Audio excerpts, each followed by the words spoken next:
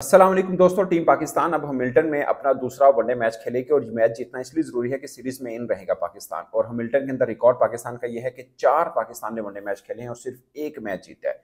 और जो एक मैच पाकिस्तान जीता है वही पाकिस्तान का न्यूजीलैंड के अंदर आखिरी ओडीआई विन है। एक्चुअल में पाकिस्तान न्यूजीलैंड के अंदर आखिरी जो टेस्ट मैच जीता हुआ है वो भी हैमिल्टन में ही जीता हुआ है। तो आप अंदाजा लगाएं, हम ऑस्ट्रेलिया में जाते हैं तो पता लगता है कि पाकिस्तान ने आखिरी टेस्ट मैच 96 में जीता है। हम न्यूजीलैंड जाते हैं तो पता लगता है कि हमने आखिरी वनडे मैच जो जीता हुआ है 2011 में जीता है। वनडे वर्ल्ड कप से पहले की जो सीरीज थी जब अफरीदी कप्तान थे, आप अंदाजा कर लें तब के मैन ऑफ द मैच पता कौन थे इस मैच में जो पाकिस्तान ने आखिरी न्यूजीलैंड में जीता है? 3 फेब 2011 अहमद शहजाद, उसमें 100 किया था अहमद शहजाद ने। उसके बाद हम कभी भी वनडे मैच नहीं जीते हैं, सीरीज की बात ही नहीं कर रहा मैं। उसके बाद हमने 2-3 टूर किए हैं, हमने कोई सीरीज नहीं जीती। और पाकिस्तान के मैं एक चीज़ बताऊं आपको, पाकिस्तान ने इतने ओपनिंग पेयर ट्राई आउट किए हुए हैं, इतने बहुत से लोगों को पता भी होगा शायद, पाकिस्तान का वर्ल्ड रिकॉर्ड है पाकिस्तान का कि सबसे ज़्यादा ओपनिंग पेयर पाकिस्तान ने ट्राई आउट किए हुए हैं। सबसे ज़्यादा ओपनिंग पेयर 176, और अब जो मैच हैमिल्टन में खेलना है वो 177 हो जाएगा कि पाकिस्तान ने ओपनिंग पेयर ट्राई आउट किए, जिसमें से सिर्फ 4 ओपनिंग पेयर, अब जब से हम क्रिकेट खेल रहे हैं 4 ओपनिंग पेयर ऐसे हैं जिनकी स्टैंडिंग 50 मैचेस की है, यानी 50 मैचेस इकट्ठे आए हैं, सिर्फ 4 ऐसे हैं। जबकि 153 ओपनिंग पेयर ऐसे हैं जिसने 10 से भी कम इकट्ठे में बैटिंग की हो।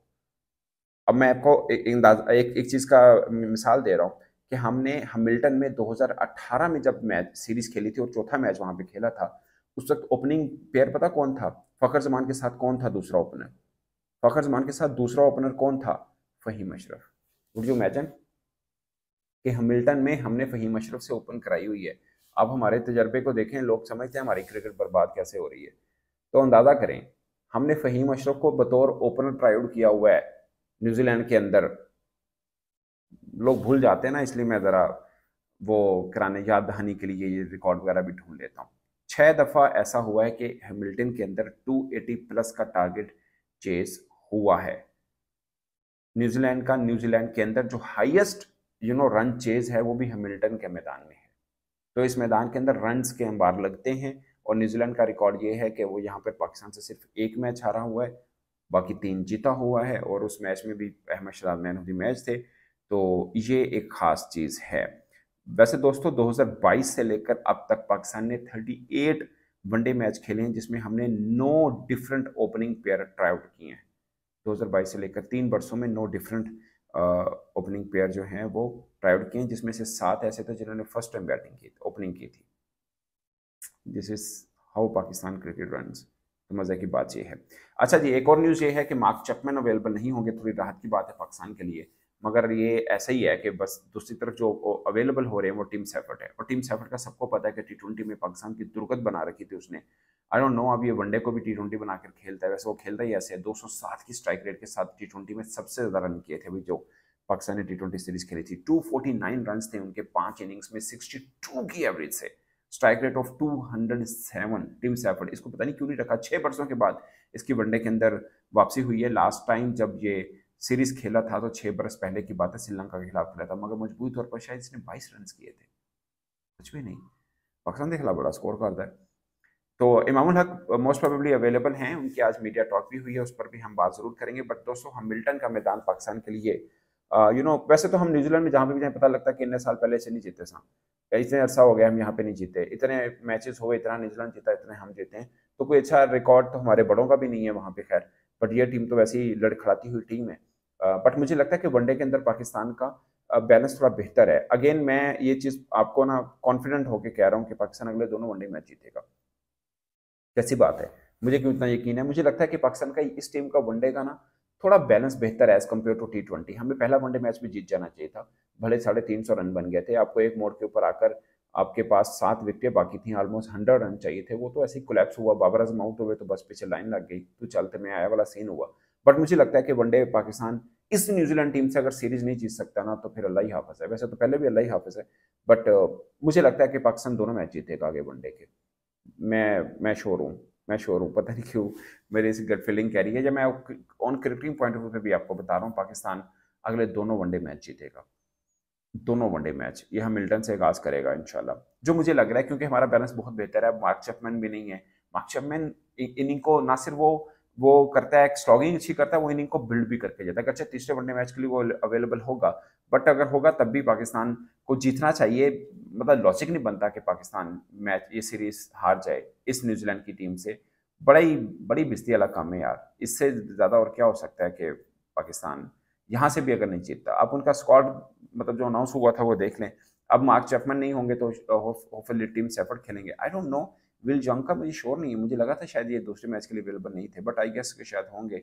निकोलस अगर ये होते हैं तो ऑफकोर्स वही ओपन करेंगे, नहीं तो फिर निकोलस और केली कर लेंगे। आई डोंट नो, बट पाकिस्तान का दोस्तों ये बनेगा। जो कॉम्बिनेशन पाकिस्तान का बन रहा है वो इमामुल हक खेल रहे हैं, तो इमामुल हक ओपन करेंगे विद अब्दुल्ला शफीक, और फिर बाबर आजम आपके वनडर पोजीशन पर आ जाएंगे। 4th नंबर के ऊपर कप्तान मोहम्मद रिजवान है, 5th के ऊपर आपके पास सलमान अली आका हैं, 6th नंबर के ऊपर तैयब ताहिर। अब मतलब वो रखना चाह रहे हैं, या फिर मुझे लगता है कि शायद खुशदिल के साथ लेफ्ट आर्म स्पिन के ऑप्शन भी आ जाए, क्योंकि आपके पास अगर आप स्पिनर डालते हैं, 4 फास्ट बॉलर नहीं डालते, तो फिर मुझे लगता है कि चौथा ऑलराउंडर खुशदिल नहीं होगा, फिर फहीम अशरफ के चांसेस बन जाएंगे कि फिर फहीम अशरफ। वैसे तो हमारे पास वसीम जूनियर का ऑप्शन भी है, तो देखना है पाकिस्तान की कॉम्बिनेशन क्या बनती है। बट मुझे लगता है कि फिर 6 बैट्समैन और 7वां जो है फास्ट बॉलिंग ऑलराउंडर होगा, ना कि स्पिन बॉलिंग ऑलराउंडर जो मैं खुशदिल का जिक्र कर रहा हूँ। शायद फिर वो अवेलेबल मतलब वो ना हो, जो मुझे लग रहा है। बाकी इरफान नियाजी हैं जिन्होंने बॉल भी की है, और मतलब एक ऑप्शन है। I don't know Faheem Ashraf के साथ मुझे लगता है कि पाकिस्तान को 3 फास्ट बॉलर, जिसके अंदर मोहम्मद अली को कैरी करना चाहिए, आकिब जवेद को कैरी करना चाहिए, बाकी वसीम जूनियर को लेके आना चाहिए। फिर आप कहेंगे कि ना हारिस रऊफ है ना नसीम शैन, तो तब भी मुझे लगता है गुजारा हो जाएगा। आप उनका भी बॉलिंग अटैक उठा के देखें, कोई इतना है नहीं है, सिर्फ विलियम रॉर वो हैं, बेन सेयर्स भी वैसे तो हैं, बट फिर भी यार उनके मैट हेनरी नहीं है, फर्गूसन नहीं है, उसके बावजूद वो जीत भी रहे हैं, खेल भी रहे हैं। तो हमें भी अपने यंगस्टर के ऊपर भरोसा रखना है। हमें मोहम्मद अली, आकिब जवेद, वसीम जूनियर के साथ जाना चाहिए, कोई हर्ज नहीं है। और फिर सुफियान मकीम चौथे मतलब रेगुलर बॉलर्स के तौर पर। अब 5वां है पाकिस्तान फहीम अशरफ के साथ जाता है या खुशदिल के या तैयब ताहिर पर। मुझे लगता है कि शायद पाकिस्तान इस कॉम्बिनेशन के साथ फहीम अशरफ के साथ जाए, बट अगर खुशदिल के साथ भी जाएगा तो कोई प्रॉब्लम नहीं। देखना है कि उस पिच के ऊपर कितनी स्पॉट मिल पाती है स्पिनर्स के होते हुए। बट मुझे लगता है सुफियान मुकीम है, एक रेगुलर स्पिनर होने चाहिए इसके अंदर। और बाकी तो पेस अटैक है, अगर ऑलराउंडर मेंशन आपने यूज़ करना है तो भरोसा है फहीम अशरफ की बैटिंग में, तो फिर फहीम अशरफ को भी यूज़ किया जा सकता है, वो बॉलर भी यूज़ हो जाएंगे। फिर तैयब ताहिर और खुशदिल दोनों में से कोई एक भी नहीं होगा ऑफ कोर्स। वैसे तो एक ही होना था अगर फहीम अशरफ नहीं है, बट अब फहीम अशरफ को अगर लेके आना चाह रहे हैं तो फिर तैयब और खुशदिल दोनों ही नहीं होंगे, इरफान नियाजी जरूर होंगे, 6 बैट्समैन हो जाएंगे।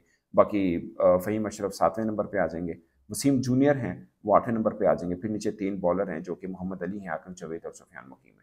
तो ये कॉम्बिनेशन बनता है, थोड़ा सा बिखरा हुआ है। उसकी वजह ये है दोस्तों, हमारे पास ना स्पिन ऑलराउंडर है, ना हमारे पास फास्ट बॉलिंग ऑलराउंडर है तगड़ा जिसके ऊपर भरोसा रखा जाए। आप एक स्पिन कह सकते हैं, आप सलमान आ गए हैं जो बॉलिंग इतनी अच्छी चल नहीं रही, शायद उनको रेगुलर उस तरह से वो यूज भी नहीं किया जा रहा। वो खुद भी कप्तान थे T20 में, तो अपने आप को उन्होंने उस तरह से यूज किया नहीं था जो कि उनको करना चाहिए।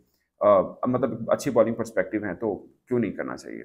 जब अब न्यूजीलैंड का देख रहे हैं ना, ब्रेसवेल को हर कंडीशन में वो यूज करते हैं, वो रेगुलर उसको पता है उसको ओवर डालने हैं, और वो अच्छे ओवर करता भी है, तो वो एज एन ऑलराउंडर होता है। मुझे नहीं लगता कि सलमान आगा की ऐसे बॉलर कैपेबिलिटी ब्रेसवेल से कहीं कम होगी, थोड़ा बहुत फर्क जरूर होगा, मतलब वो थोड़ा कनिंग बॉलर है, बट सलमान आगा भी काफी कॉन्फिडेंट है। बट मुझे लगता है कि एक अच्छी ऑप्शन बन सकती है वो वाली। अब देखते हैं पाकिस्तान का प्लेइंग का कॉम्बिनेशन क्या बनता है। बट हैमिल्टन में जीत पाकिस्तान को बहुत जरूरी है, और आई होप कि पाकिस्तान ये मैच जरूर जीतेगा, क्योंकि वनडे का कॉम्बिनेशन पाकिस्तान का बहुत बेहतर है। हमारे पास आप एक्सपीरियंस वाइज देखेंगे तो तकरीबन डबल बनते हैं न्यूजीलैंड के वनडे स्क्वाड से पाकिस्तान का एक्सपीरियंस। जब हम कहते हैं ना कि एक्सपीरियंस नहीं है हमारे पास, ये नहीं है वो नहीं है, तो वनडे का हमारा एक्सपीरियंस न्यूजीलैंड की टीम से डबल है ऑलमोस्ट।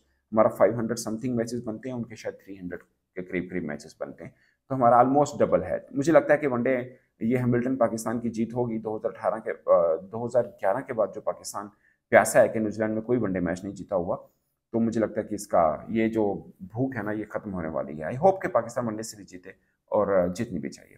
तो दोस्तों इस पर आप अपनी राय कमेंट के सूत्र में जरूर बताइएगा।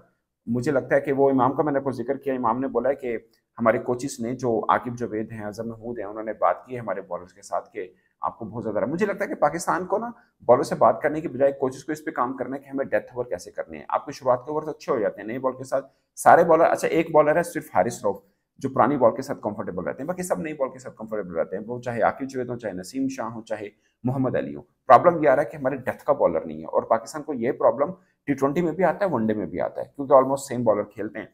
तो वो पाकिस्तान को कॉप अप करना है कि हम कैसे अपने अपनी डेथ बॉलिंग को बेहतर कर सकते हैं, क्योंकि रन हमेशा हमें लास्ट में होते हैं।